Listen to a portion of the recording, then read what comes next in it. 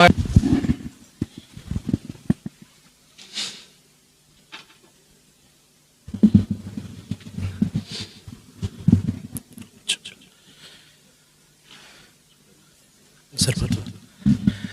యేసుప్రభు వారి శ్రేష్టమైన నామములో వందనాలు తెలియజేస్తూ ఉంటున్నాం.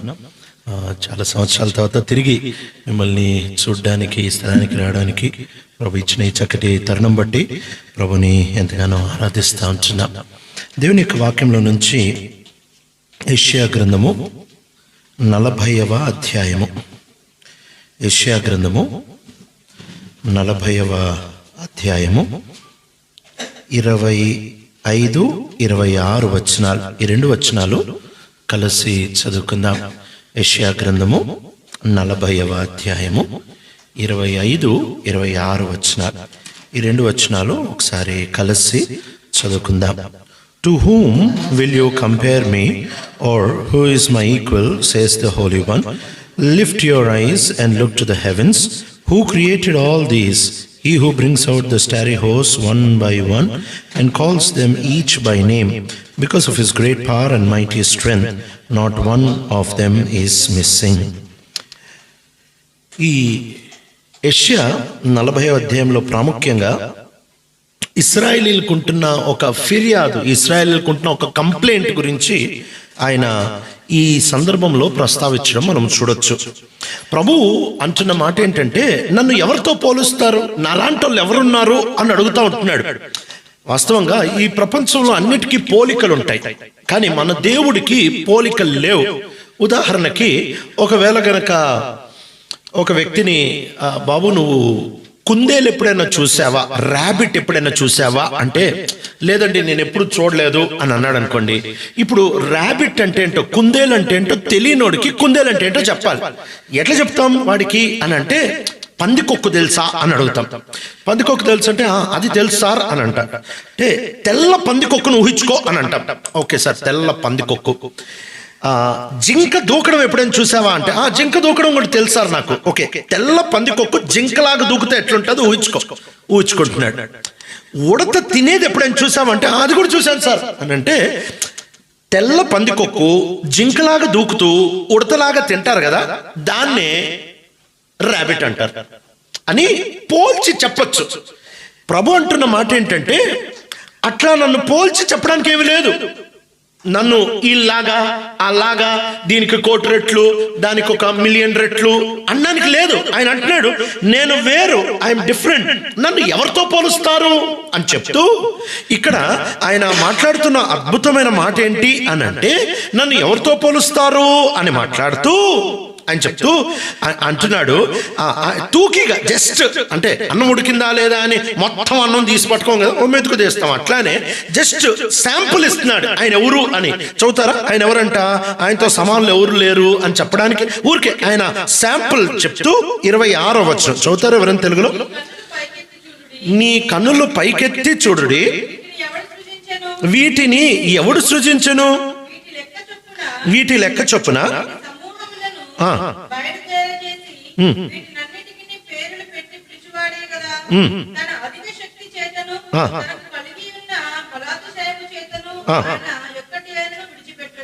అక్కడ అంటే దేని గురించి మాట్లాడుతున్నాడు అని అంటే, ఉందా అక్కడ దేని గురించి మాట్లాడుతున్నాడు అంటే, ఇంగ్లీష్ బైబిల్ అయితే నక్షత్రాల గురించి మాట్లాడుతున్నాడు. ఆయన ఏమంటున్నాడంటే, ఒకసారి కళ్ళు పైకెత్తి చూడు అని అంటే, పైకెత్తి చూస్తే నక్షత్రాలు కనిపిస్తూ ఉంటున్నాయి. మనకి ఎన్ని కనపడతాయి నక్షత్రాలు? మహా అంటే 100, అది కూడా బాగా ఎడారి బాగా చీకటి ఉంటే 100 కనిపిస్తే, ఎక్కువ ఈ కాలంలో కనపట్లేదు. ఈయన ఏమంటున్నాడు అని అంటే, నక్షత్రాలన్నిటికీ ఒక్కొక్క నక్షత్రానికి పేరు పెట్టి పిలుస్తాడంట. ఎన్ని నక్షత్రాలు ఉన్నాయో తెలుసా? ఎన్ని నక్షత్రాలు ఉన్నాయంటే, 1 తర్వాత 24 సున్నాలు పెడితే ఎంతో, 1 తర్వాత 2 సున్నాలు పెడితే ఎంత అవుద్ది? 100. 1 తర్వాత 4 సున్నాలు పెడితే ఎంత అవుద్ది? 10,000. అట్లా 1 తర్వాత 24 సున్నాలు పెడితే అది క్యాల్కులేటర్లో నంబర్ సరిపోదు. 1 తర్వాత 24 సున్నాలు పెడితే ఎంతో? సెక్సిలియాన్ అంటారు. అన్ని నక్షత్రాలకి పేర్లు పెట్టి, ఇంతకుముందు ఒక అన్నోళ్ళు ఇంటికి వెళ్ళినప్పుడు అన్న, అక్క, 3 పిల్లలు, వాళ్ళ పేర్లు చెప్పారు. ప్రార్థన చేసే లోపల పిల్లల పేర్లు మర్చిపోయారు. ఇప్పుడే చెప్పారు, ప్రార్థన చేసిన పేరు మర్చిపోయారు. ఇది ఈ మధ్య ఎందుకు రెగ్యులర్గా అయిపోతున్నాం. ఈయన ఒకటి తర్వాత 24 సున్నాలు పెడితే ఎన్నో అన్ని పేర్లు గుర్తుపెట్టుకున్నాడంట. గుర్తుపెట్టుకొని పిలుస్తే ఒక క్లాస్ రూమ్ లో రోల్ నెంబర్ 1 అంటే present sir, roll number 2 present sir, roll number 3 yes sir అని చెప్తూ 60 మందిలో ఒకడనే అబ్సెంట్ అవుతాడు కదా. కానీ ఇక్కడ రాస్తున్న మాట ఏంటి తెలుసా? ఒకటి తర్వాత 24 సున్నాలు పెట్టిన నక్షత్రాలు పిలిస్తే ఒక్కటి కూడా అబ్సెంట్ అవదంట. అన్నీ ఉన్నాయి ఉన్నాయి ఉన్నాయి, నథింగ్ మిస్సింగ్. ఇంతటి దేవుడంట. ఇంకా చెప్తున్నాడు 40వ అధ్యాయము, ఇంకో మాట కూడా చదువుదామా? 40వ అధ్యాయము 12వ వచనం. 12వ వచనం. తన కుడి సిటిలో, తన పుడి సిటీ, పుడి సిటిలో జలములు కొలిచిన వాడెవడు? జేనెతో ఆకాశము కొలచూచిన వాడు ఎవడు? భూమిలోని మన్ను కొలపాత్రలో ఉంచిన వాడెవడు? త్రాసుతో పర్వతములను తూచిన వాడెవడు? ఒకసారి ఆగుదామా? ఈయన గురించి చెప్తూ అంటున్నాడు. మొట్టమొదటిది అది పుడిసిట పానా పూ, అదే పుడిసిటి. పుడిసిటి అంటే ఏంటి? పుడిసిటి అంటే ఇట్లా పట్టుకుంటే చిన్న గుంట పడుతుంది కదా చేతిలో. ఈ గుంట, ఈ గుంటలో అంట మీరు ఇండియా నుంచి వచ్చేటప్పుడు సముద్రాలు చూస్తారు కదా, అవన్నీ ఎడబోసుకుంటాడు. సప్త సముద్రాల్ని పుడిసిట్లో పోసుకుంటాడంట. బా, అంతేకాదు జేనెడుతో ఆకాశాన్ని, జేయంతో ఆకాశాన్ని కొలుస్తాడంట. ఇదేదో ఒట్టి మాటలు కాదు, ఇవి ఆయన వాస్తవము. ఆయన అంతస్తు గురించి మాట్లాడుతూ ఆయన అంటున్నాడు, నా స్టేటస్ ఎలాంటిది, నేను ఎట్లాంటి దేవుణ్ణి అని అంటే, పుడిసిట్లో సప్త సముద్రాలు మోస్తాను, జేనెట్తో ఆకాశాన్ని కొలుస్తాను, త్రాసులో పర్వతాలు తూస్తాను. ఇలాంటి గొప్ప దేవుడు ఎవరితో పోల్చగలమండి? ఎవరితో పోల్చగలము? ఒకరోజు నేను చదువుకుంటే స్టూడెంట్ అప్పుడు ఒక పిల్లోడు వచ్చాడు, అంటే మా ఫ్రెండే. వాడి ఇంటికి వచ్చి, ఒరేయ్ బిల్ క్లింటన్ అమెరికా ప్రెసిడెంట్ అయ్యాడ్రా అని ఎగురుతున్నాడు. వీడు ఇండియాలో బిల్ క్లింటన్ అమెరికా ప్రెసిడెంట్ అయ్యాడు, ఎలక్షన్ గెలిచాడు అని అంటే, గెలిచాడ్రా బాగానే ఉంది, నీకేమొస్తుంది అని అడిగా. అంతే కదా, ఆయన వచ్చేస్తే మనకేంటి? ఇప్పుడు ఇంత గొప్ప దేవుడు మంచిదే, అయితే నాకేంటి? ఇంత గొప్ప దేవుడు ఆకాశ నక్షత్రాలకు 1/24 సున్నాలు పెడితే ఎన్నో అన్నిటికీ పేరు పెట్టి పిలిచే ఆ దేవుడు. అంతేకాదు పుడిసిటిలో సప్త సముద్రాలు మోసే దేవుడు, జేనెడుతో ఆకాశాన్ని కొలిచే దేవుడు, త్రాసులో పర్వతాలు తూచే దేవుడు. ఇంత గొప్ప దేవుడు, ఇంత గొప్ప దేవుడికి మనం ఇస్తున్న కంప్లైంట్ ఏంటో తెలుసా? మనం చేస్తున్న ఫిర్యాదు 27వ వచనం చదువుతారా? 27. యాకోబు, నా మార్గము యెహోవాకు మరుగై ఉన్నది, న్యాయము నా దేవుని దృష్టికి కనబడలేదు అని నీవు ఎలా అనుచున్నావు?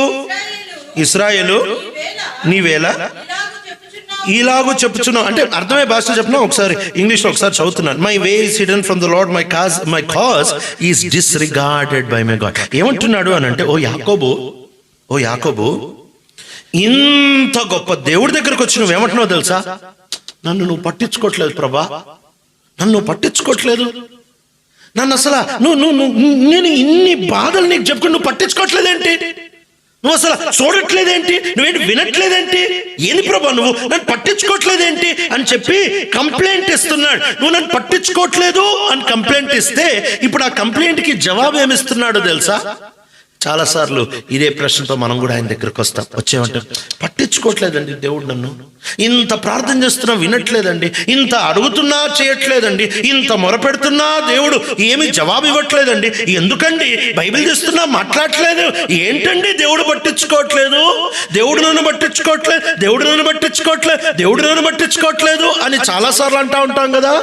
దానికి ఆయన చక్కటి జవాబిస్తా ఏమంటున్నాడు అని అంటే, నేను కాదు మిమ్మల్ని పట్టించుకుంది, ఇంత గొప్ప దేవుడిని 1/24 సున్నాలు పెడితే ఎంతో అన్ని నక్షత్రాలని పేరు పెట్టి పిలిచేవాడిని, ఇంత అద్భుతమైన దేవుణ్ణి మీరు అడిగే మాట, మీరు చెప్పే మాట ఒట్టి మాట ఏంటంటే, నువ్వు నన్ను పట్టించుకోవట్లేదు ప్రభా, నువ్వు నా మాట వినట్లేదు ప్రభా, నువ్వు నా ప్రార్థన వినట్లేదు అని మీరు అడుగుతున్నారు కదా.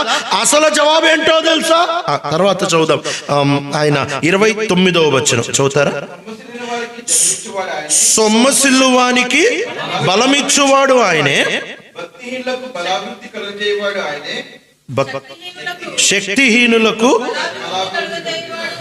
బలాభివృద్ధి కలగచేయువాడు ఆయనే.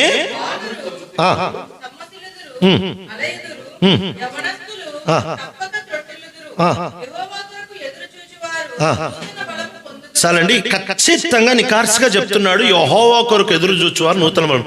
ఇక్కడ ఆయన అంటున్న జవాబు ఏంటి తెలుసా? నేను పట్టించుకోవట్లేదు కదా, నువ్వు నన్ను పట్టించుకోవట్లేదు. మనం దేవుడిని పట్టించుకోవట్లేదు, మనం దేవుడి దగ్గరికి రావట్లేదు, మనం ఆయన మీద ఆధారపడట్లేదు, మనం ఆయన మీద ఆనుకోవట్లేదు తప్ప ఆయన దగ్గరకు వచ్చే వారిని ఆయన ఎన్నడూ ఖాళీగా పంపించడు. ఇక్కడ ఎంత చక్కగా చెప్తా ఉంటున్నాడు అని అంటే, ఆయన అలిసిపోయే దేవుడు కాదు. ఎంత ఆదరణ కదండి, ఎంత ఆదరణ ఈ మాట. ఆయన అలిసిపోయే దేవుడు కాదు. ఒకరికి బాగాలేక హాస్పిటల్ తీసుకొని వెళ్తే ఆయనకి ఆ పేషెంట్కి ఒక ఇంజెక్షన్ ఇచ్చారు. ఇంజెక్షన్ ఇచ్చిన తర్వాత ఏం చెప్పారంటే, అమ్మా నాన్నకి, ఇదిగో ఈ పిల్లోడు కదలకూడదు, కదులితే ఈ ఇంజెక్షన్ తలకెక్కుద్ది చూడు, జాగ్రత్త కావండి అంతే. అమ్మ నాన్న ఇద్దరు కూర్చొని ఉన్నారు. కూర్చొని జాగ్రత్త, వాడు కొంచెం కదలగానే పట్టుకుంటున్నారు. 8 గంటలు 9 గంటలు రాత్రి అయిపోయింది, అందరూ పడుకుంటున్నారు, గురకలు వినిపిస్తూ ఉంటున్నాయి. ఇద్దరు కునికేశారు, వాడు తలెత్తాడు. మన దేవుడు అలసిపోయే దేవుడు కాదు. ఆయన గురించిన 5 గుణగణాలు చెప్తా ఉంటున్నాడు. ఆయన అలిసిపోయేవాడు కాదు. నువ్వు ఏ సమయంలో అన్నా ఆయన దగ్గరికి వెళ్ళు, ఏ టైం, ఎలాంటి పరిస్థితుల్లో ఆయన దగ్గరికైనా వెళ్ళు, ఇక మీరి చేయి దాటిన తర్వాత ఆయన దగ్గరికి వెళ్ళు. ఆయన అంటాడు, అయ్యో ఇప్పుడు లేటుగా వచ్చావే, ఆఫీస్ బంద్ చేసేసారే, ఫ్రైడే, ఈరోజు హాలిడే కదా, ఇవి దేవుడి దగ్గర లేవు. ఎంత అద్భుతమైన దేవుడు అండి. మా మందిరంలో ఓ పాప ఉండేది, రెహానా అని ఓ పాప. ఆ పాప నర్సింగ్ చదువుకుంటా హాస్టల్లో ఉండేది, గర్ల్స్ హాస్టల్లో ఉండేది, ముస్లిం పాప. ఆ పాప తనకి ఆరోగ్యం బాగాలేనప్పుడు, అంటే స్త్రీలకు వచ్చే ఆ సమస్య వచ్చినప్పుడు ఆమె చాలా నొప్పిలో ఉంది. ఇంకా ఏడుస్తూ ఉంటే తన రూమ్లో ఉంటున్న ఒక పాప అడిగిందంట, ఇంత ఏడుస్తున్నావు కదా, ఇంత నొప్పిలో ఉన్నావు కదా, దేవుడికి చెప్పుకో అని అంటే, అప్పుడు ఈమెమందంట, తోబా ఈమెమందంటే, ఇట్లాంటి పరిస్థితుల్లో దేవుడి దగ్గర పోకూడదు, మేము అపవిత్రులం కదా, ఇట్లెట్లా పోతాం దేవుడి దగ్గరికి అని అంటే, ఈమె షాక్ అయిందంట. కూర్చొని, నీకు అసలు నొప్పి ఉన్నప్పుడే కదా దేవుడు కావాలి, అసలు నీ టైం నీకు అక్కరుండేటప్పుడు దేవుడి దగ్గర పోలేవంటావేంటి అని అంటే, అయ్యో నా పరిస్థితి బాగాలేదు కదా అని అంటే, అప్పుడు ఈ పాప అందంట, నా దేవుడు యేసు ప్రభువు ఏ టైంలో ఉన్నా ఆయన దగ్గరికి రావచ్చు అని చెప్పి రక్తస్రావం కలిగిన స్త్రీది తీసి చదివిందంట. చదివి రావడమే కాదు, ఆమె పట్టుకుంది, ఆమె వస్త్రపు చెంగుని పట్టుకుంటే బాగైంది అని అంటే, ఆ రోజు చాలా ప్రోత్సాహంతో, అంటే ఇట్లానే రావచ్చు అని అంటే, ఆ పాప అట్లానే మోకరించి ప్రభు వైపు చూసింది. ప్రభు తన్ని బాగు చేశాడు. ఆ తర్వాత రక్షించబడింది. ఆ తర్వాత ఒక మంచి విశ్వాసని వివాహం చేసుకుంది. దేవుని యొక్క పనిలో ఉంటా ఉంది. మన దేవుడి దగ్గరికి ఇప్పుడు రాకూడదు, చేయి దాటేసింది, లేకపోతే ఇంకా చాలా దూరం వచ్చాం కదా. పక్షం గారంట, క్లిష్టమైన సమస్య, చాలా క్లిష్టమైన సమస్య ఆయనతో పంచుకున్న తర్వాత పక్షం గారు అయ్యో అని ఇప్పుడు అనేవాడు కాదు. ఎంత పెద్ద సమస్య పంచుకుని అయ్యా ఇట్లెట్లయిపోయింది, ఇట్లయితే ఇట్లా ఏమనేవాడు కదంత. ఎంత పెద్ద సమస్య పంచుకున్న తర్వాత ఆయన ఏమనేవాళ్ళు అంటే, ప్రార్థన చేద్దాం అనేవాడు. Let us pray. రోజుకొక 20, 30, 40 సార్లు అనేవాడంట. ఎంత పెద్ద సమస్యను అయ్యో అన్నంట, ప్రార్థన చేద్దాం అంటాడు. మోషే కూడా అయ్యో అనలేదే, దానియేలు అయ్యో అనలేదే, ఏలియా అయ్యో అనలేదే. ఈరోజు మనం ఎక్కడ పరిగెడుతున్నాం? నిదానంగా మనం ఆయన దగ్గరికి రావడానికి బదులు ఎవరో దగ్గరికి పరిగెడుతున్నాం కదా. ఆయన అంటున్నాడు, నా దగ్గరికి రా. ఇది చాలా ఇంపార్టెంట్ అండి. ప్రభు మనల్ని తన దగ్గరికి పిలుస్తూ ఉంటున్నాడు. ఆయన అంటున్నాడు, యెహోవా కొరకు ఎదురు చూచువారు. ఎలాంటి పరిస్థితులు అన్నారా? చెయ్యి దాటేసిన తర్వాత అన్నారా? అర్ధరాత్రి అయినారా? ఎవరికి అర్థం కాని పరిస్థితి అయినారా? బహుశా ఇది ప్రార్థన చేయొచ్చో లేదో, ఏదన్నా చేయొచ్చు, నువ్వు ఏదన్నా చేయొచ్చు, ఏ టైంలో అన్నా ఆయన దగ్గరికి రావచ్చు, నువ్వు ఆయన దగ్గరికి రావచ్చు. ఆయన పట్టించుకునే దేవుడు. ఎంత అద్భుతమైన దేవుడు కదా మన దేవుడు. ఈరోజు ఆయన దగ్గరికి రాకుండా ఆగిపోతున్నాం కదా. ఆయన అంటున్నాడు, మన దేవుడు అలిసిపోయే దేవుడు కాదు, ఆయన విసిగిపోయే దేవుడు కాదు. నిజంగా ఎన్నిసార్లు వస్తామండి, ఎన్ని పాపాలు కావాలని చేసి ఆయన దగ్గరకు వస్తాం, బుద్ధిపూర్వకంగా ఆయన దగ్గరకు వస్తాం, ఇష్టపూర్వకంగా మనం తెలిసి తప్పిపోయి మళ్ళీ ఆయన దగ్గరకు వస్తాం. అయినా కూడా ఛీ అని ఎప్పుడు అంటే ప్రతిసారి ఆయన దగ్గరకు వచ్చినా మళ్ళీ స్వీకరించడానికి ఇష్టపడే దేవుడు ఈరోజు మరలా నూతనంగా పిలుస్తూ ఉంటున్నాడు. ఆయన అంటున్నాడు, నా దగ్గరికి రా. మొట్టమొదటిది, ఆయన అలసిపోయేవాడు కాదు. రెండోది, ఆయన ఎవరంట, 29వ వచనంలో ఆయన బలహీనులకి బలమిచ్చే దేవుడు. సహజంగా ఎవరన్నా బలవంతుల పక్షంగా నిలబడడానికి ఇష్టపడతారు కదా, ఈయన బలహీనుల పక్షంగా నిలబడడానికి ఇష్టపడతాడు. ఎవరైతే వాళ్ళ వల్ల కాదో, ఎవరైతే వాళ్ళ చేత కాదో అట్టి వారి పక్షంగా నిలబడడానికి ఇష్టపడే దేవుడు. దేవుడు ఎవరికి కావాలి అంటే బలవంతులకి ఎందుకు? దేవుడు కావాల్సిందే బలహీనులకు కదా.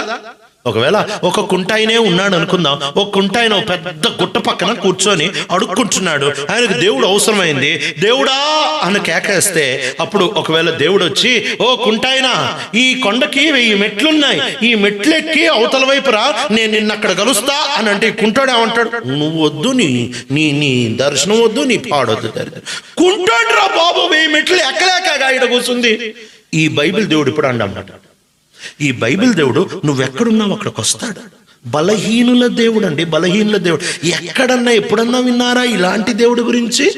ఎలాంటి మంచి హృదయం కలిగిన వాడు తెలుసా? అసలు యేసుక్రీస్తు ప్రభువారు ఆయన పరిచర్య చేసేటప్పుడు ఎంత అద్భుతమైన, ఎంత మంచి దేవుడు అని అంటే, ఆయన పరిచర్య ఊరు బయట ఉంటున్న కుష్ఠరోగులు, ఆయన పరిచర్య వీధి పక్కన ఉంటున్న బిచ్చగాళ్ళు, ఆయన పరిచర్య నిజంగా ఎలాంటి తృణీకరించబడిన వాళ్ళ దగ్గర ఆయన పరిచర్య చేస్తూ ఉంటున్నాడు. భర్తమయ్య అని ఒక ఆయన ఉన్నాడట, గుడ్డి భిక్షగాడు, త్రోవ పక్క నుండి అడుక్కుంటున్నాడు. యేసుప్రభువారు పోతా ఉంటే ఈ బిచ్చగాడు అడుగుతున్నాడు. యేసుప్రభువారు పెద్ద సెలబ్రిటీ, చుట్టూ జనం ఉన్నారు, ఆయన వెళ్తా ఉంటే ఈయన యేసు అని కేకలేస్తుంటే జనం, నోరు మూసుకో, ఆయన పెద్ద ఆయన, నువ్వేంది ఆయన పిలుస్తున్నావు అని అంటుంటే ఆయన ఆగాడంట. ఆ మాట నన్ను భలే తట్టిందండి. భిక్షగాడు పిలుస్తే ఎవరు ఆగుతారు? ఇప్పుడు అంటే ఇక్కడ అడుక్కునే వాళ్ళు నేను ఇప్పటి వరకు చూడలేదు, కానీ మీరు చూసారేమో నాకు తెలియదు, కానీ మా ప్రాంతంలో వద్దన్నా వస్తారు. వాళ్ళని చూస్తేనే ట్రాఫిక్ సిగ్నల్ మనకు అర్థం అవుతుంది. వాళ్ళు లేసి ఉంటే రెడ్ ఉందని, వాళ్ళు కూర్చొని ఉంటే గ్రీన్ ఉందని అర్థం. సో ఇక వాళ్ళు వచ్చేస్తారు. వచ్చిన తర్వాత ఇంకా తీసే టైంకి ఒకవేళ గ్రీన్ పడింది అనుకోండి, వెనకాల హార్న్ కొడతాడు కాబట్టి తీసే వాళ్ళం కూడా ఇంకా గ్రీన్ పడంగానే వెళ్ళిపోతాం. ఎవరు ఆగరు కదా, ఎవరు ఆగుతారు? యేసు నిలిచి, జీసస్ స్టాప్డ్. ఆ మాట నన్ను బల్లే నిలిపేసింది. ఒక్కసారి ఒక అడుక్కునేవాడు పిలిస్తే ఆయన ఆగాడంట.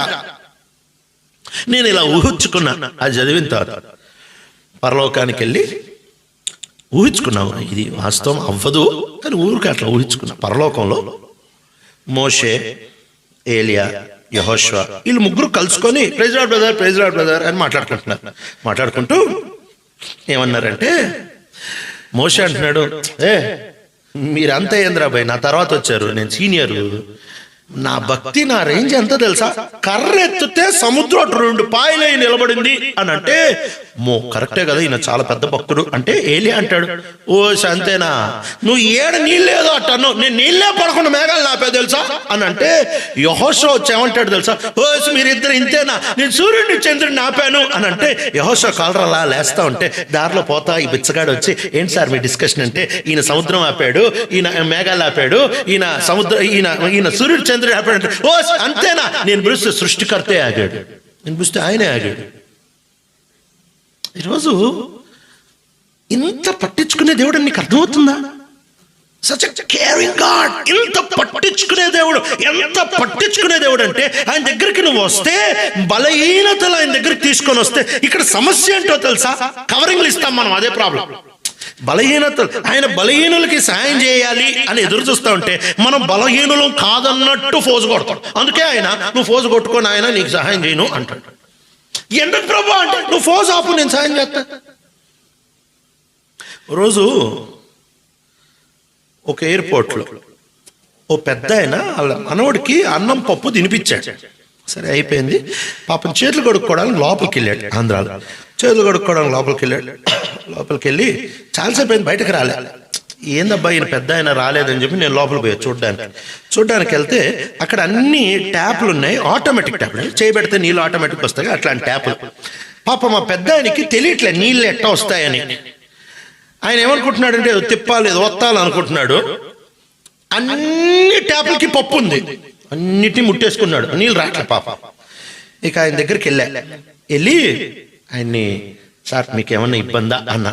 అప్పుడు ఆయన ఏమనాలి, బాబు నీళ్ళు రావట్లేదు అనాలా, చేతులు వెనకాల పెట్టు, నాకేం ఇబ్బంది అన్నాడు. ఏదో పోన్లేనుడు నాకేం ఇబ్బంది అంటే మనం ఏమంటాం? ఇప్పుడు మనం చెప్పామనుకో, నాకు తెలీదా అంటాడు కదా, మందే పరువు, ఎందుకురా బాబు అని బయటకు వచ్చి ఇంకా ఉన్నాడు ఆయన లోపల. పెద్ద ఆయన కదా అని చెప్పి ఇంకోసారి లోపల, ఈసారి అడగను ఊరికి పోయి ఆయన చూసి వచ్చేస్తున్నా. ఆయనకు అర్థమైంది, నాకు అర్థమైంది. ఆయన ఏమన్నాడు, బాబు చెప్పండి అన్నాడు. నీళ్ళు రావట్లేదు నాయన అన్నాడు. లేదంకల్ నీళ్ళు ఇట్లా వస్తాయని చూపించి ఇక బయటకు వచ్చేటప్పుడు ఆయన ఇట్ట అంటున్నాడు భలే ఆడుకుంటున్నాడు ఆ నీళ్ళతో. బయటకు వచ్చి అయిపోయింది, కానీ ఆ పాఠం మాత్రం భలే మిగిలిపోయింది. ఏం తెలుసా, నాకే అంటే ఆడే ఉండు సార్ అని బయటకు వచ్చా.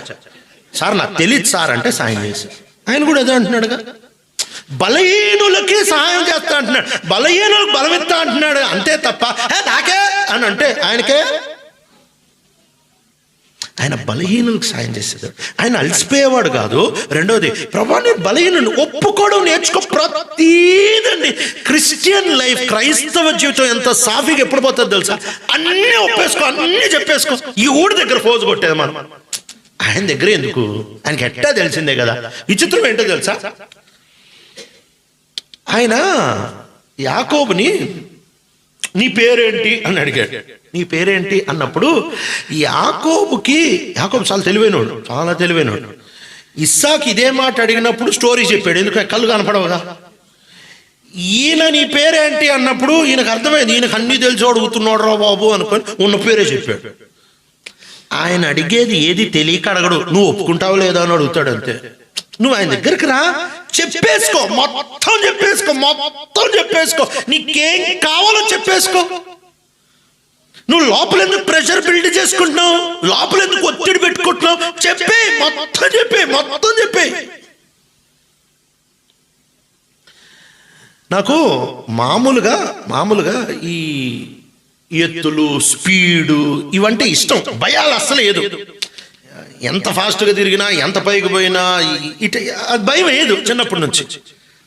ఇంకా నేను ఇంకోళ్ళను ఒక రోలర్ కోస్టర్ లాంటిది ఒక రైడ్ ఎక్కాం, పక్కన కూర్చుని. వాళ్ళందరూ ఏ ధైర్యంతో ఎక్కారంటే నేను భయపడిన ధైర్యంతో ఎక్కారు. మీకు స్టోరీ అర్థమైంటుంది కదా. ఇక అది స్టార్ట్ అయింది. మనకు భయం లేదు, అదే అలవాటు. సరే, అది మరీ స్పీడ్గా తిరుగుతుంది. అది చూస్తుంటే ఎందుకో మిషన్ ఖరాబ్ అయిందని అర్థమవుతుందా. ఇప్పుడు మనకు భయం వేస్తుందంటే ఈ బ్యాచ్ అంతా ఏమైపోద్ది? వీళ్ళంతా నిన్ను నమ్ముకొని వస్తే నువ్వే భయపడతావా? ఈడెవరికి చెప్పుకోలేను, ఈడెవ్వడికి చెప్పుకోలేను. ఆయనకి చెప్పుకోవచ్చుగా, ప్రభా ఈడెవ్వడికి చెప్పుకోలేను, నా బాధ, నాకు భయం వేస్తుంది ప్రభా, నా భయం వేస్తుంది. ఏం చేస్తావు? నేను బయటకు చెప్పుకోలేను, నాకు భయం వేస్తుంది. అటు మిషన్ ఆపాడు, దిగండి. ఏం విన్నాం ప్రభా ప్రార్థన, ఆయనకు చెప్పుకుందాం. ఆయన దగ్గర చెప్పుకోకుండా ఎందుకు? ప్రతీది చెప్పాడు నేర్చుకో. ఊరికే లోపల పెట్టుకొని దానికి వడ్డీలు, చక్రవడ్డీలు పెట్టుకోబాకు. మొత్తం చెప్పి అని అంటాడు, బలహీనతతో నా దగ్గరికి రా, నువ్వు బలహీనుడుగా నా దగ్గరికి రా, బలం ఇచ్చేస్తా. ఫోజు కొడితే ఓ అంటాడు. ఆయన గురించి ఒక చక్కటి మాట, ఆ మాట చూద్దామా? లూకాసు వార్తలో ఉంటుందమ్మా. లూకాసు వార్త 1వ అధ్యాయము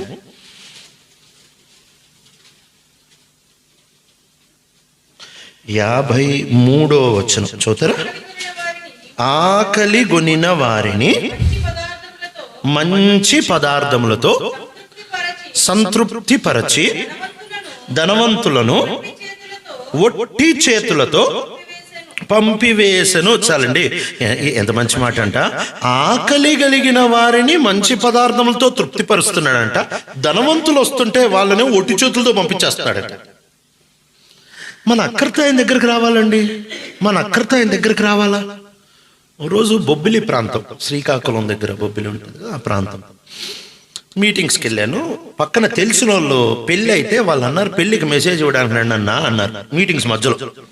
సరే అని చెప్పి ఆడ మీటింగ్ ముగించుకొని బయలుదేరా. రైల్వే గేట్లు పడి లేట్ అయిపోయా. పెళ్ళి అయిపోయింది, వేరే సేవకుడు మెసేజ్ చెప్పాడు పెళ్ళి అయిపోయింది. ఇక పెళ్ళి ఎటు అయిపోయింది కదా అని ఆకలేస్తాను, దారిలో తినేసి వచ్చేసాను.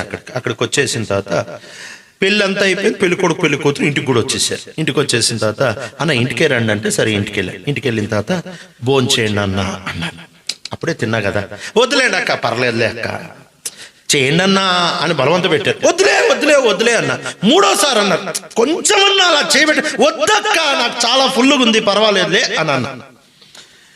సరే అని చెప్పి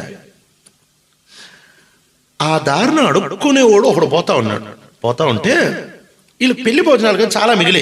అడుక్కునేవాడు వచ్చి అమ్మా కొంచెం భోజనం ఇవ్వా అని అంటే వాళ్ళు ప్లేట్లో అన్ని వెరైటీలు పెట్టి దాని మీద 4 బూరెలు పెట్టారు. బూరెలు అంటే తెలుసు కదా, బూరెలు పెట్టారు. నాకు బూరెలు అంటే భలే ప్రాణం, నాకు తెలియదు బూరెలు ఉందని.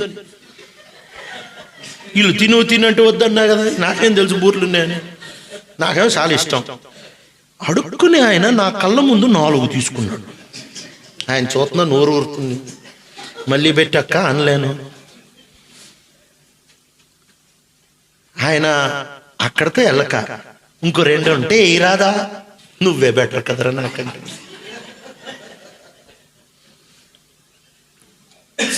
బైబిల్ దేవుడు అంతేనండి. మనం అడక్క తెచ్చుకునే ముప్పులు అన్ని అడిగేసేయాలి, ఆయన దగ్గరకు వచ్చేయాలి, ఆయనకు అవకాశాలు ఇవ్వాలి పనిచేయడానికి. ఆయన అలసిపోయేవాడు కాదు. రెండవది బలహీనతలు ఆయనతో షేర్ చేసుకో. నీ కళ్ళలు ఒక ఆమెను చూస్తే నీ కళ్ళు చెడ్డగా ఆలోచిస్తే ఆ పేరు పెట్టి చెప్పేసి ఆయనకి, ప్రభా నాకు పలానా పేరు, పలానా పిల్లని చూస్తే నాకు ఎట్టనా అనిపిస్తుంది, చెప్పేరాదు ఆయనకి, చెప్పేరాదు. ప్రభా పలానా పిల్లని చూస్తే నాకు ఎట్టనో లోపల ఒకలాంటి పాపపాలు, చెప్పేరాదు ఆయనకి. ఆయనతో పంచుకోక మనం తగాదాలు తెచ్చుకుంటున్నాం. పని చేసుకుంటే అయిపోతుంది. నీ బలహీనతలన్నీ ఆయన బలహీనులకి బలమిచ్చువాడు. He give strength to the weary. అలసిపోయిన వారికి బలమిస్తాడు. అది ఏదో కవర్ చేసుకోకుండా ఆయనకి చెప్పేసి అక్కడితో ఆగట్లేదు. మూడోది ఎవరంట, 29వ వచనం 2వ భాగంలో ఉంటుంది. శక్తిహీనులకి బలమిచ్చువాడు, శక్తిహీనులకి బలమిచ్చువాడు. ఆ తర్వాత చదువు.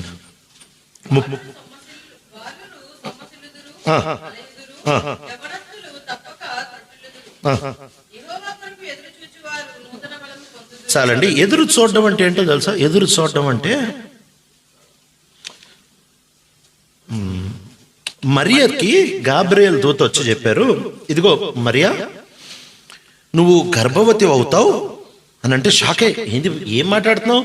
నేను కన్యకని కదా, నేను ఎలా గర్భవతిని అవుతాను అని అంటే, నువ్వు గర్భవతి అవుతావు, పరిశుద్ధాత్మ దేవుడు నీ మీదకి వచ్చి సర్వశక్తుని నీడ నిన్ను కమ్ముకొనగా నువ్వు గర్భవతి అవుతావు, నువ్వు కుమారుడిని కంటావు అని అన్నప్పుడు ఈమెకి ఎన్ని ప్రశ్నలు వచ్చుంటాయి తెలుసా? ఈమెకి ఎన్ని ప్రశ్నలు వచ్చుంటాయంటే అప్పటికే ప్రధానం అయిపోయిన పరిస్థితి ఏంటో చెప్తా కొంచెం.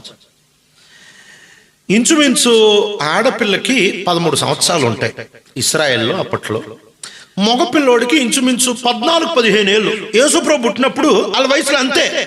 నేను 14 మన భాషలో చెప్పుకోవాలంటే Joseph intermediate first year, Mariya 9th class పిల్ల. 9th క్లాస్ పిల్ల పెళ్లి కాకముందు గర్భిణీ స్త్రీ అవుతుంది అని చెప్పాడు. ఎవరు? గాబ్రియల్ వచ్చి ఇదిగో నువ్వు గర్భం ధరిస్తావు అని చెప్పాడు. అప్పుడు ఈమె ఎన్ని ఆలోచించాలి.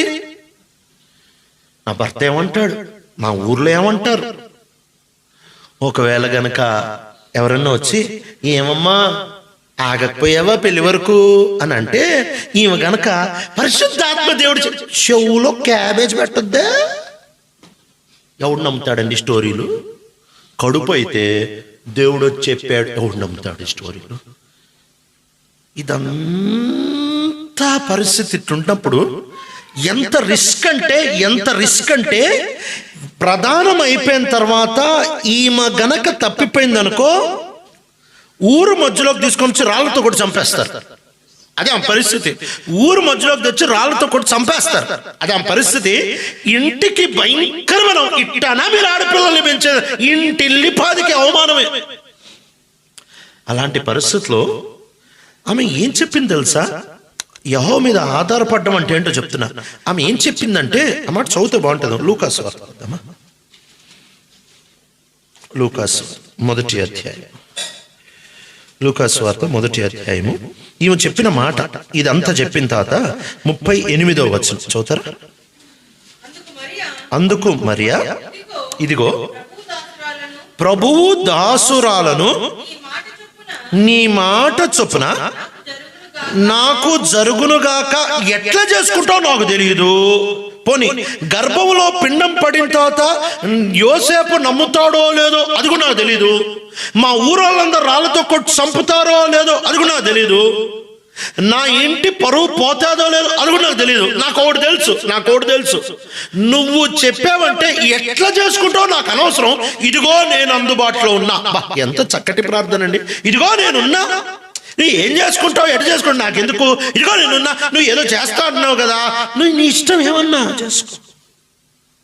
లోకరక్షకునికి తల్లిగా మారడానికి ఆమె ప్రభు చేతిలో తనను తాను అప్పగించుకుంది. ప్రభా, నన్ను అందరూ అవమానిస్తారా, అనుమానిస్తారా, నేను పాపం చేశానని అంటారా, నీ చేతిలో పెట్టుకో, నువ్వేమన్నా చెయ్యి, ఆయన చేతిలో వదిలేసుకోరాదా? నీకెందుకు అర్థం కావాలి? ఆయన చేసే పనులు మనకు అర్థం కాని అవసరం లేదు. ఆయన చేస్తాడంటే ఎట్ట చేస్తావు, ఎందుకు చేస్తావు? ఈ నామానను ఒక ఆయన ఉన్నాడు, కుష్ఠరోగంట. వచ్చాడు ఏలియా దగ్గరికి వచ్చి, ఎలీషా దగ్గరికి వచ్చి, ఆయన ఎప్పుడైతే కుష్ఠు తన ప్రాబ్లం చెప్పుకున్నాడో, గెహాజీ బయటకు వచ్చి ఏమన్నాడంటే, నీళ్ళలో మునిగిపో, 7 సార్లు పోతుంది పో అన్నాడు. సరే అని చెప్పి ఇక ఈ మనిషి కోపం వచ్చి ఏమంటాడు తెలుసా? నేనేమనుకున్నా తెలుసా? ఆయన బయటకు వచ్చి కర్ర అటు ఇటు అంటాడని నేను అనుకున్నా. ఎవడు చెప్పాడు? వాడు చెప్పాడు కర్రలు అంటే నీకు పోతాదని. చూశాడు ఎక్కడన్నా? యూట్యూబ్లో ఏమన్నా చూశాడా? లేదే. అనుకున్నాడంట. నీ అనుకునేవన్నీ నీ ఇంట్లో పెట్టుకో. ఆయన ఎట్ట చేస్తాడు నీకు అనవసరం. ఆయన కొరకు ఎదురు చూడు. ప్రభా, నువ్వు ఎట్ట చేస్తావు నాకు అనవసరం, నేను ఎదురు చూస్తున్నా. నువ్వు అలసిపోని వాడివి అని నేను విన్నాను. ఫోజు కొట్టకుండా నీ దగ్గరకు వస్తే శక్తి ఇచ్చేవాడివి అని విన్నాను. నీ కొరకు ఎదురు చూస్తే నువ్వు ఖచ్చితంగా శక్తి ఇచ్చేవాడు అని కూడా వింటున్నా. ఇక్కడ క్రైస్తవ జీవితంలో మొత్తం ఆయన ఇస్తాడు. సెల్ఫ్ ప్రొడక్షన్ ఏమీ లేదు. మొత్తం ఆయన ఇస్తాడు. క్రైస్తవ జీవితం నువ్వు జీవించాల్సిన అవసరం లేదు. నువ్వు ఆయనకు అప్పగించుకుంటావు ప్రతి దాంట్లో. అందుకే అంటాడు కదా, ఎంత చక్కగా అంటాడంటే, యెహోవా ఇల్లు కట్టించనేడలా కట్టువారి ప్రయాసం వ్యర్థమే అంటాడు కదా. అంటే ఏంటి? ఆయన అంత పెద్ద ఇంట్లో ఉంటున్న ఆయన ఈ చిన్న ఇల్లు కట్టేటప్పుడు, నీ పిచ్చమోకం ఇల్లు కాకపోతే నేనేంది, ఈ ఇల్లు ఏంది అని అండు. ఆయన పిలిస్తే, ప్రభా ఇల్లు కట్టుకుంటున్నాను. మన చిన్న పూరుగుడిసెల్లో కూడా ఆయన పిలిస్తే పని చేసుకోవడానికి ఇష్టపడేదేవుడు. నీ చిన్న పనిలో కావచ్చు, తృణీకరించబడిన పనిలో కావచ్చు, అందరూ ఎటకారంగా చూసే దాంట్లో ఏముంది అని అంటున్నారు. ఆయన అన్నా మాట, ఆయన అండో, ఎంత చిన్నదాని దగ్గరికి పిలిచినా ఆయన వస్తా అంటాడు. జ్వరం వచ్చిందంటండి పేతురు అత్తకి. జ్వరం వస్తే, సార్ యేసుప్రభా జ్వరం వచ్చిందంటే పారాసిటమాల్ వేసుకో, దానికి కూడా నేను రావాలా అనలే, వచ్చాడు. ప్రతి దానికి జోక్యం చేసుకుంటే, యెహోవా కొరకు ఆధారపడితే ఆయన జోక్యం చేసుకోవడానికి ఇష్టపడే దేవుడు. ఎంత మంచి దేవుడు కదా.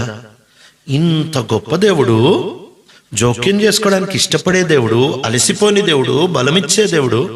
సమస్య ఏంటో తెలుసా? మన దగ్గరే ఉంది. ఇంకా అక్కడ తాగట్లే. 4వది ఏం చేస్తాడట? 11వ వచనం చదువుతారా?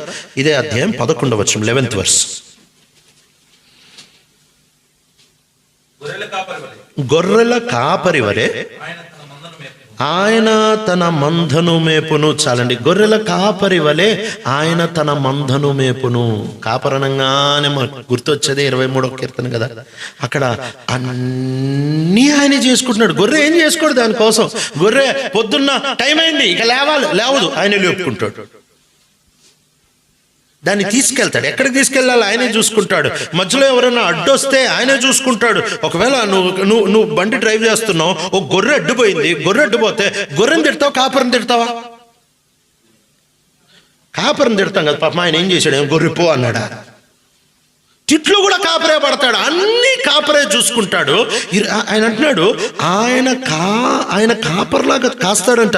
He tends his flock like a shepherd. కాపరిలాగా. ఎంత మంచి కాపరి. ఇదంతా ఎందుకు చేస్తున్నాడు తెలుసా? ఆ మాట చదవాలేమో. 23వ కీర్తన. మీరు నాకు జవాబు చెప్పండి చదివి. కీర్తన 23 మొదటి వచనంలో ఆయన ఏం చేస్తున్నాడు? మీరు ఉట్టి జవాబులు చెప్పండి నాకు. 23వ కీర్తన మొదటి వచనంలో ఆయన ఏం చేస్తున్నాడు? మనకి ఏ లోటు లేకుండా చూసుకుంటున్నాడు. 2వ వచనంలో ఏం చేస్తున్నాడు?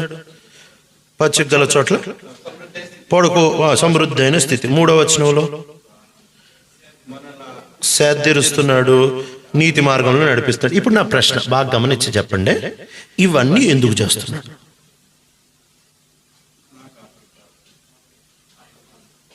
ఆయన కాపరి. Very good. ఇంకా ఎందుకు చేస్తున్నాడు? మనం ఆయన గొర్రెలు, నా కాపరి కాబట్టి, గొర్రెలు కాబట్టి. ఇవన్నీ ఎందుకు చేస్తున్నాడు? రాశారు. మీరు ఈ సొంత వంశలు చెప్తున్నారు. ఇదే తొండి అంటే మీరు చదివి చెప్పండి. ఆడు రాశారు. ఎందుకు చేస్తున్నాడు ఇవన్నీ? చదివి చెప్పాలి కదా ఎందుకు చేస్తున్నాడు ఇవన్నీ. 3వ వచనంలో తన నామము నిమిత్తమై, for his name sake. Very good. మళ్ళీ నెమ్మది చదవండి అన్న. ఇది వదిలేస్తాం మనం. ఎట్టేరేమంటే నాకేం దొరుకుద్దా అని వేసుకొని ప్యాకెట్లు వెళ్ళిపోయే కదా. ఎందుకు చేస్తున్నాడు తెలిసి? ఇదంతా ఆయన నామ మహిమ కోసం చేస్తున్నాడు. For his name sake. ఆయన మహిమ కోసం చేస్తున్నాడు. ఆయన నామ మహిమ కొరకు చేస్తున్నాడు. ఈ బైబిల్ అంతట్లో ఆయన చేసే ఏ పనన్నా కావచ్చు. ఎందుకు చేస్తున్నాడు తెలుసా? ఆయన నామ మహిమ కొరకు చేస్తూ ఉంటున్నాడు. దీన్ని మనం ఇష్టపడట్లేదు, దీన్ని మనం అప్పగించుకోవట్లేదు, దీని కొరకు మనల్ని మనం సిద్ధపరచుకోవట్లేదు, దీని కొరకు మనల్ని మనం ఇష్టపూర్తిగా ఆయన చేతిలో పెట్టుకోవట్లేదు. ఆయన అంటున్నాడు, నేను అన్ని చూసుకుంటా, నేను కొరత లేకుండా చూసుకుంటా, నేను పచ్చిక బయలు ఇస్తాను, నేను శాంతికరమైన జలములు ఇస్తాను, నేను అన్ని చూసుకుంటా. ఎందుకు చేస్తున్నా తెలుసా? నా నామం నిమిత్తమై, నా మహిమ కోసం.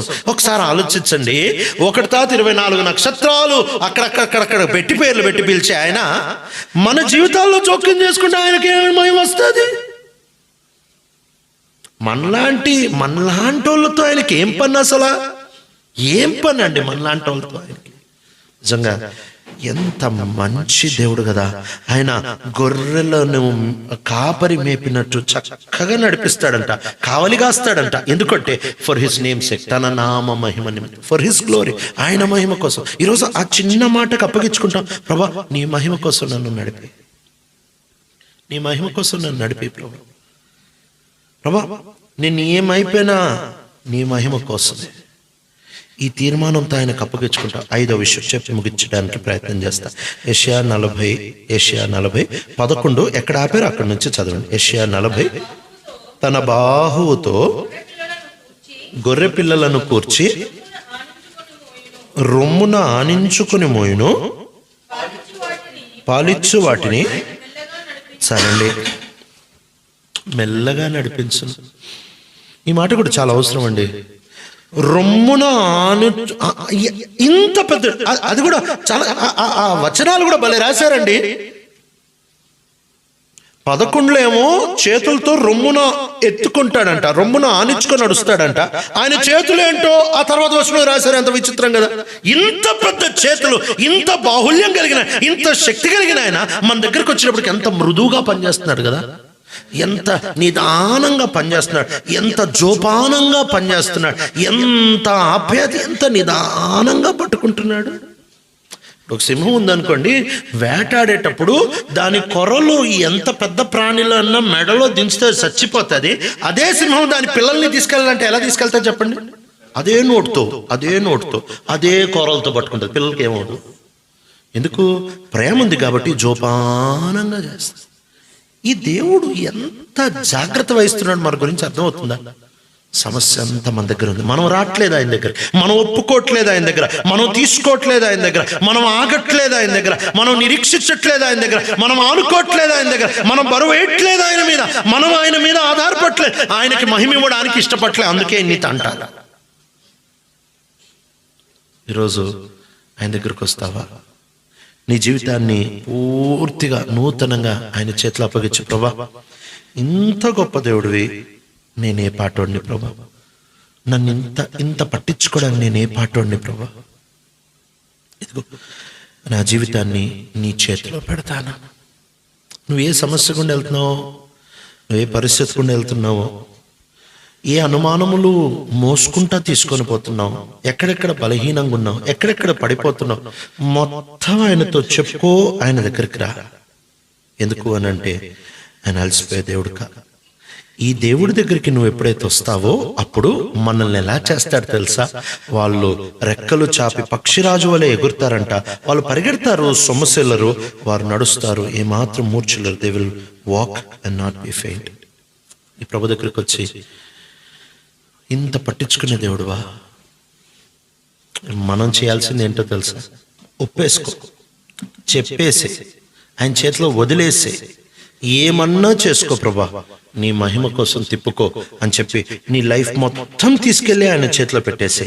ఆయన సరిపోయినవాడు, ఆయన టోటల్గా పూర్తిగా సరిపోయినవాడు, ఆయన టోటల్గా మనల్ని చూసుకుంటాడు. యెషయా ఇలా తన జీవితాన్ని ఆయన చేతిలో పెట్టాడు. యెషయా అంతానికి వచ్చేసాడు. ఈ అద్భుతమైన పుస్తకం రాసిన ఈ వ్యక్తి మనస్సే అనే ఒక దుర్మార్గుడైన రాజుకి పరిచర్య చేస్తున్నాడు. ఆ రాజుకి దేవుని మాట ఉన్నట్టు చెప్తే ఆ రాజు పట్టించుకోక యెషయాకి రివర్స్ అయ్యాడు. రివర్స్ అయ్యి, హే నువ్వు ఇలా మాటలు చెప్పావంటే నిన్ను చంపుతా. నేరుగా ప్రభు దగ్గరికి వెళ్ళి చెప్తున్నాడు, ప్రభా చంపుతా అంటున్నాడు. ప్రభా నీ మీద ఆనుకోమన్నావు కదా, నువ్వు నీ మీద ఆధారపడమన్నావు కదా. దేవుడు ఆయనకి తోడుకుంటా వచ్చాడు, కానీ విడుదల ఇవ్వలే. కర్ర రంపం ఒకటి తయారు చేశారు. ఇనుప రంపం అంటే ఒకేసారి కొత్త తెగుద్ది. కర్రతో రంపం తయారు చేశాడు. వుడెన్ సా, మొద్దుగా ఉంది. యెషయాని తలక్రిందులు కట్టారు, 2 కాళ్ళు ఇలా పైకి కట్టారు. పైకి కట్టి ఆ కర్ర కట్టెతో చేసిన రంపం తీసుకొని ఆ మనిషిని కోస్తున్నారు, మధ్యలో నుంచి కోస్తున్నారు. ఎంత అవస్థపడుంటాడు. ఈ వాగ్దానాలన్నీ గుర్తొచ్చుంటాయి. ఏంది ప్రభా ఇవన్నీ చెప్పావే, మరి చేయట్లేదు ఎందుకు? ఇవన్నీ చెప్పావే, ఎందుకు చేయట్లేదు? 2 విషయాలు. 1, నువ్వు అడిగిందన్నా చేస్తాడు, లేదా 2, నీకు కృపనిచ్చి ఆయనన్నా దొరుకుతాడు. 2 ఆప్షన్స్. అడిగిందన్నా ఇస్తాడు, లేకపోతే ఆయనే దొరుకుతాడు. యెషయాకి విషయం అర్థమైంది. ప్రభా నాకు నువ్వు దొరికితే చాలు అని చక్కగా ప్రాణం పెట్టేశాడు.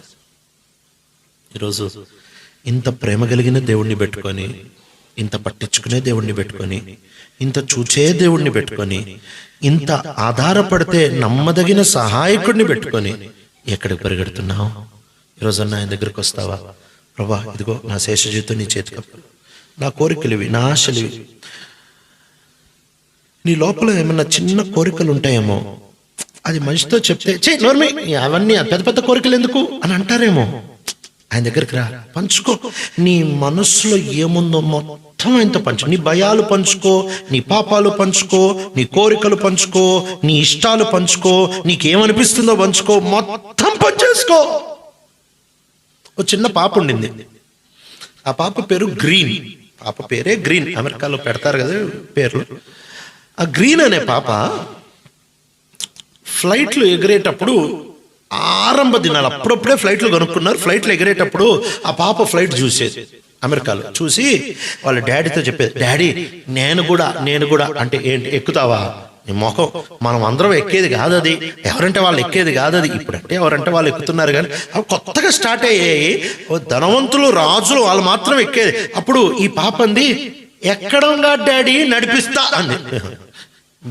పిల్ల చేష్టలంటే ఈ అంటారు, అట్ట అందరూ అనుకుంటారు, ఏ నువ్వు నడిపిస్తావా అని అంటే, అప్పుడు ఈ పాప ఒక పేపర్ తీసుకొని ఫ్లైట్ బొమ్మ గీసుకుంది. వచ్చి రాని పిచ్చి బొమ్మే గీసుకొని దాని కింద రాసుకుంది, Jesus I want to drive this flight. యేసయ్యా ఈ ఫ్లైట్ నేను నడిపించాలని ఆశపడుతున్నా. వాళ్ళ డాడీ వచ్చాడు, ఏంటి అని. నువ్వు నవ్వుతావులే, మా యేసయ్య నవ్వుడు అని ఆ కాగితం లోపల పెట్టుకుంది. చిన్న పిల్ల. 10th అయిపోయింది. 10th అయిపోయిన తర్వాత అందరూ ఆడపిల్లలందరూ ఆర్ట్స్ తీసుకునే వాళ్ళు అమెరికాలో అప్పట్లో. ఈ పిల్ల సైన్స్ తీసుకుంటాను. వాళ్ళ డాడీ ఎందుకే సైన్స్ అని అంటే, నేను ఫ్లైట్ నడిపిస్తా. ఇంకా పోలేదా ఆశ? ఏ చిన్నప్పుడు వస్తాయి పోవాలి చిన్నప్పుడే అని అంటే, లేదు లేదు లేదు నేను నడిపిస్తాను. ఆ కాగితం పెట్టుకొని రోజు ప్రారంభం, ప్రభా నేను ఫ్లైట్ నడిపించాను, నేను ఫ్లైట్ నడిపించాను, నేను ఫ్లైట్ నడిపించాను. ఏదో పిచ్చిది అనుకొని సైన్స్లో జాయిన్ చేశారు. మంచి మార్కులతో పాస్ అయ్యారు.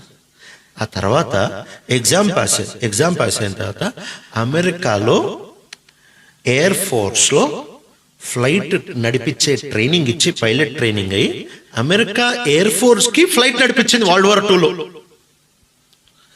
ఫ్లైట్ నడిపించి యుద్ధంలో ఒక్కతే ఫైటర్ ఎయిర్ క్రాఫ్ట్ తీసుకెళ్లి బాంబులేసి కాల్చేసి ఈ వినాశనం అంతా చేసుకొని తిరిగి ఇంటికి వచ్చిన తర్వాత మోకరిచ్చి ఆ పేపర్ తీసి, ప్రభా నేను ఫ్లైట్ నడిపిస్తా అన్నా, జనాన్ని చంపడానికి కాదు నేను అడిగింది. నేను ఫ్లైట్ నడిపిస్తా అన్న వాస్తవమే, నాశనం చేయడానికి కాదు కదా నేను అడిగింది. నేను ఫ్లైట్ నడిపిస్తా అన్న వాస్తవమే, కానీ నీ మహిమ కోసం అడిగాను ప్రభా. ఆ చిన్నది కొంచెం మెచ్యూర్ అయింది కదా, ఇప్పుడు అంటుంది నీ మహిమ కోసం నడిపిస్తా అన్నా. నేను ఇంకోసారి ఈ ఎయిర్ ఫోర్స్ ఫ్లైట్ నడిపించను అని చెప్పి అమెరికా ఎయిర్ ఫోర్స్ లో ఫైటర్ ప్లేన్ నడిపించే ఈమె రెసిగ్నేషన్ పేపర్ ఇచ్చింది. ఇంట్లో వాళ్ళు బంధువులు అందరూ చూసి, పెచ్చ ఇంత మంచి ఉద్యోగం, ఇంత అసలు కాలు మొక్కినా దొరకని ఉద్యోగం నీకు ఇంత లడ్డులాగా దొరికితే నువ్వేంది రిసిగ్నేషన్ ఇస్తున్నాడు? నేను ఆయన మహిమ కోసం నడిపిస్తా అనుకున్నాను, కానీ ఇట్ట కాదు నేను నడిపిస్తాను, నేను నడిపించను ఇంకోసారి వినాశనం చేయడానికి. మరి ఏ ఫ్యూచర్ ఉంది నీకు? నాకు తెలియదు అనుకొని ఇంటికి వచ్చి ఇంకో పేపర్ తీసుకుంది. ఇప్పుడు కొంచెం మెచ్యూర్ అయిపోయి పైలట్ కదా, మంచి ఫ్లైట్ గీసి ప్రభా నాకు నా సొంత ఫ్లైట్, నీ మహిమ కోసం విదేశాలకి మిషనరీని తీసుకెళ్తా, నాకు సొంత ఫ్లైట్ ఇవ్వు. వాళ్ళ డాడీ వచ్చాడు, ఏం చేస్తున్నా? మళ్ళీ వచ్చావా? ఏం తల్లి అంటే, డాడీ నాకు సొంత ఫ్లైట్ కావాలి డాడీ, మిషనరీలు తీసుకెళ్ళాలి, కరువు ప్రాంతాల్లో ఆహారం ఇవ్వాలి అంటే వాళ్ళ డాడీ, నీ బొమ్మలు నాకు అర్థం కాదు, నువ్వు ఏం రాసుకుంటావు నాకు అర్థం కాదు అనుకుని వెళ్ళిపోయాడు. 2 సంవత్సరాలు తిరగక మునుపు సొంత ఫ్లైట్, మిషనరీని తీసుకెళ్ళింది. ఫస్ట్ టైం సుదాన్ మీదకి ఒక ఆడపిల్ల వచ్చిందంటే ఈ పిల్లే, గ్రీన్ అనే పిల్ల. మిషనరీని ఎక్కడికి వెళ్ళలేరో అక్కడికి తీసుకెళ్ళింది. ఓ పెద్ద సంస్థ తయారు చేసింది, మిషన్ ఏవియేషన్ ఫెలోషిప్ అంటారు, MAF అంటారు. దాంట్లో ఎన్నో ఫ్లైట్లు, జిమ్మీ లియాట్ కథ విని ఉంటారు కదా, ఈమె ఫ్లైట్లోనే వెళ్ళిందా. ప్రపంచం తలక్రిందులు చేసింది. నీ లోపల ఒక ఆశ ఉందా? అది అలా పెట్టి మనకెంత మనమెంత నువ్వింతే. ఆయన పెద్దోడు కదా, నీ భయం చెప్పేసుకో, నీ బాధ చెప్పేసుకో, నీ ఆశ చెప్పేసుకో, నీ ఇష్టం చెప్పేసుకో, నీకెవడి మీద కక్ష ఉందా చెప్పే, ప్రభా చూస్తే నా కక్ష తీసేయి, మొత్తం చెప్పేసుకో. ఎంత సింపుల్ తెలుసా క్రైస్తవ జీవితం? సింపుల్గా వెళ్ళిపోతుంది. ఈరోజు నీ ఆశలు లోపల అదిమేసుకుంటున్నావా? నీ భయాల లోపల అదిమేసుకుంటున్నావా? నీ చింతల లోపల అదిమేసుకుంటున్నావా? నీ బాధల లోపల అదిమేసుకుంటున్నావా? ఎవరి ముందు చెప్పుకోలేవు, ఎందుకంటే అందరికీ నీ గురించి ఉండే ఇంప్రెషన్ వేరు, లేకపోతే నీ గురించి అందరూ అనుకునేది ఒకటి, కానీ నీ వాస్తవం ఏంటో నీకు తెలుసుగా. ఆయన దగ్గరకు వచ్చి చెప్పేసి ఆయన పట్టించుకుంటాడు. మంచి దేవుడు, అలసిపోయేవాడు కాదు, బలమిచ్చుట్లో ఆనందించే దేవుడు. ఆయన దగ్గరకు వచ్చి ఎదురు చూస్తే ఆయన పని చేస్తాడు. ఎదురు చూడడం అంటే అప్పగించేసుకో, ఏమన్నా చేసుకో, మరీ అట్లంది కదా, నీ ఇష్టం ఏమన్నా చేసుకో, అట్లా అప్పగించేసుకో. నీ లైఫ్ ఆయన అద్భుతంగా కడతాడు. నక్షత్రాలని 1000 సంవత్సరాల నుంచి పేరు పెట్టి పిలిచి అక్కడక్కడ పెట్టేశాడు. నీ చిన్న జీవితాన్ని చూసుకోలేడా? ఆయన సరిపోయినవాడు. కళ్ళు మూసుకుందామా? ఒకసారి మన జీవితాన్ని ఆయన అద్భుతమైన చేతిలో అప్పగించుకుంటావా? నీ లోపల ఏం ఆశలు ఉన్నాయి? పెద్ద ఆశలేమో, అవి పెద్ద ఆశలేమో. ఇంటికి వెళ్ళిన తర్వాత టైం తీసుకొని పెద్ద కోరికలేమో చెప్పుకోరాదా? ఆయనకి చెప్పేసుకోరాదా? మీ ఇంట్లో వాళ్ళు వింటే అంతెందుకు, నీకే నీ పెద్ద కోరికలు వింటే ఇంత నా వల్ల ఎప్పుడవుతుంది? అవసరం లే. ఆయన పెట్టాడేమో ఆ పెద్ద కోరిక. అడుగు. నువ్వు అదుపుకోవాల్సిన ఆశ ఏమీ లేదు, నువ్వు మింగేయాల్సిన బాధ ఏమీ లేదు, నువ్వు కప్పేయాల్సిన పాపము ఏమీ లేదు, నువ్వు చెప్పుకోకుండా దాచిపెట్టుకోవాల్సిన రహస్యము ఏమీ లేదు. మొత్తం చెప్పేసుకో. నీ బాధ చెప్పేసుకో, నీ భయము చెప్పేసుకో, నీ ఆశ చెప్పేసుకో. కానీ చివరిలో ఆయన మహిమ కోసం అని గుర్తుపెట్టుకో. ప్రభా నీ మహిమ కోసం అడుగుతున్నా, ప్రభా నీ మహిమ కోసం అడుగుతున్నా. నక్షత్రాలకి పేరు పెట్టిన దేవుడు నా దేవుడు,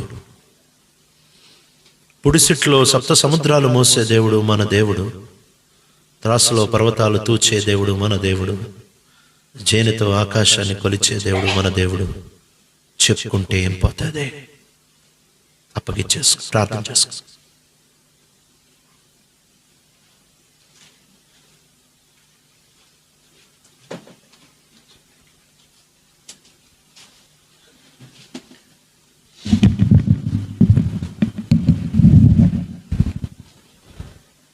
ఇంతవరకు దేవుడు మనతో సేవకుని ద్వారా మాట్లాడుకుంటూ వచ్చాడు. వాక్యం కొరకు, రేపటి పరిచయ కొరకు ప్రార్థించండి.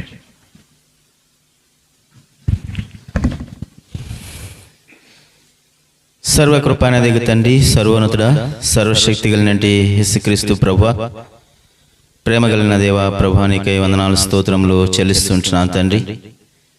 రాత్రికాల సమయంలో తండ్రి మరొకసారి నీ వైపు చూడటకు ఇచ్చినట్టు సమయానికై ప్రభానికి స్తోత్రం దేవా. తండ్రి ప్రభా ఆశించిన మేరకు తండ్రి ప్రభా మీద ఆశన ద్వారా మీరు మాతో మాట్లాడి మమ్మల్ని దర్శించి మమ్మల్ని బలపరుస్తూ వచ్చిన దాన్ని బట్టి ప్రభానికి వందనాలు చెల్లిస్తూ ఉంటున్నాను.